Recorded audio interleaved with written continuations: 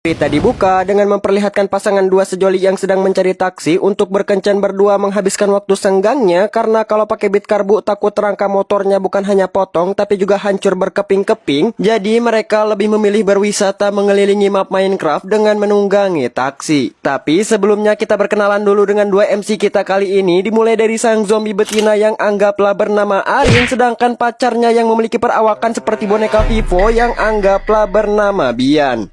Namun siapa sangka setelah berjam-jam ternyata tidak ada satupun taksi yang mau mengambil resiko mengangkut Hinodutro dan lebih memilih untuk mengabaikan mereka berdua. Hingga Arin yang merasa kasihan pun kemudian menawarkan diri menggantikannya memanggil taksi, dan tak butuh waktu lama Pak supir taksi cabul ini langsung menepi untuk menjemput rejeki sekaligus pundi-pundi cuan. Namun begitu melihat sosok yang ada di belakang Arin yang bahkan tubuhnya saja lebih besar daripada pintu mobil, seketika saja rezekinya berubah menjadi musibah dan tanpa banyak kecot Pak supir langsung tancap gas mengcancel orderan Arin karena merasa mobilnya bukan mobil pick up. Sampai akhirnya karena tak ada satupun taksi yang mau memberikan mereka tumpangan, Arin pun mengajak Bian untuk berjalan kaki saja melewati jalan tikus agar lebih cepat sampai ke tempat kencan yang sudah mereka rencanakan.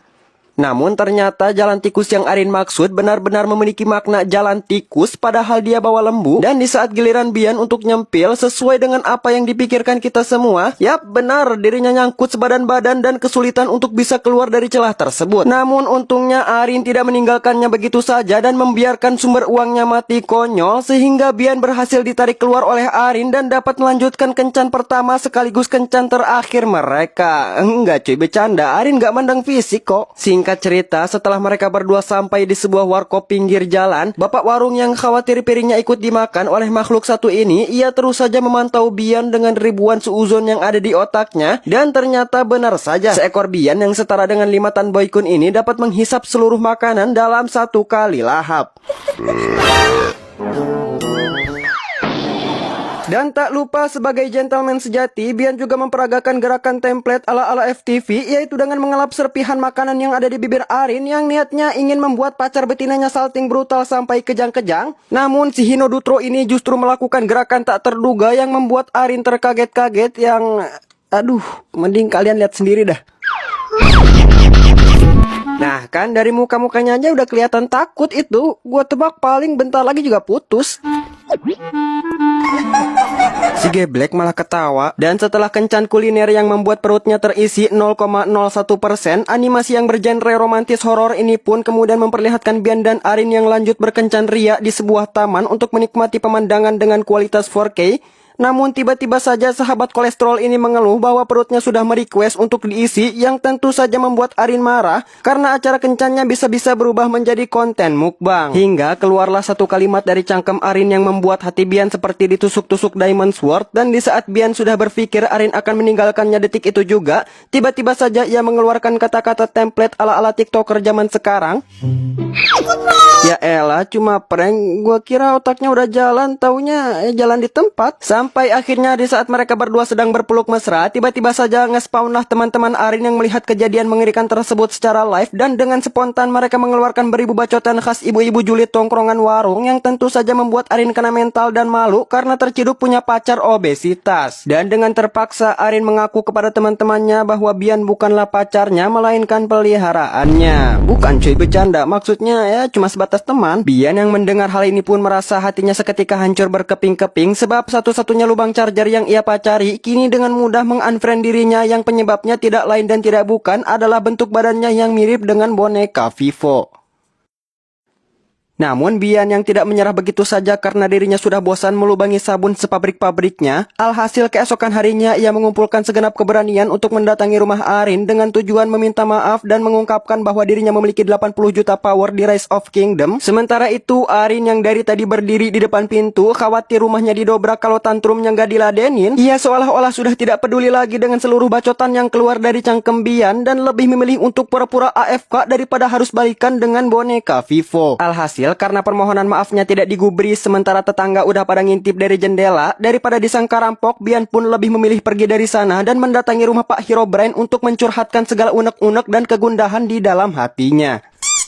Setelah mendengar curhatan Bian, Pak Herobrine yang merasa kasihan pun mengurungkan niatnya untuk saling beradu nasib dan mulai menginvite Bian untuk melakukan latihan secara rutin agar dapat membentuk tubuh kekar seperti Aderai. Di pagi harinya, Herobrine melatih Aderai, Aderai kan jadinya. Di pagi harinya, Herobrine melatih Bian dengan penuh dedikasi dan kasih sayang demi bisa mewujudkan cita-cita muridnya untuk bisa mendapatkan skin roti sobek tampan maksimal secepat mungkin agar dirinya dapat kembali menjalin hubungan dengan Arin. Hingga setelah berolahraga seharian, tibalah waktu Bian untuk merefill kembali energi yang telah ia keluarkan. Namun siapa sangka ternyata makanan yang ia dapatkan bukanlah daging Wahyu A5 dan ikan sapu-sapu yang ada di hadapannya, melainkan makanan dengan porsi kuli Romusha di era penjajahan yang ia harus konsumsi selama program latihannya berlangsung. Dan scene pun kembali berpindah memperlihatkan Arin yang lagi jalan-jalan santuy, namun tiba-tiba saja ia melihat sesosok NPC sahabat obesitas stadium akhir yang membuatnya seketika teringat akan Bian serta masa-masa indah yang pernah mereka lalui bersama selama berpacaran. Alhasil karena merasa rindu dengan boneka Vivo sekaligus merasa bersalah, dirinya pun bergegas mendatangi rumah Bian untuk meminta maaf sekaligus meminta saldo dana. Namun sayangnya Bian yang sedang mengaktifkan mode jangan ganggu ini menolak untuk keluar dan menemui Arin dikarenakan dirinya minder badannya masih berbentuk bola-bola ubi, sehingga ia lebih memilih melakukan hal yang sama pada Arin seperti apa yang pernah Arin perbuat kepadanya. Kini hari-hari Bian terus saja diisi dengan latihan program kurus kilat dengan sistem olahraga yang mirip-mirip dengan sistem perbudakan, karena jika ia salah sedikit saja maka siap-siap untuk dicium tongkat kayu penuh cinta Pak Herobrine yang dapat merefill energinya dalam sekejap. Singkat cerita, setelah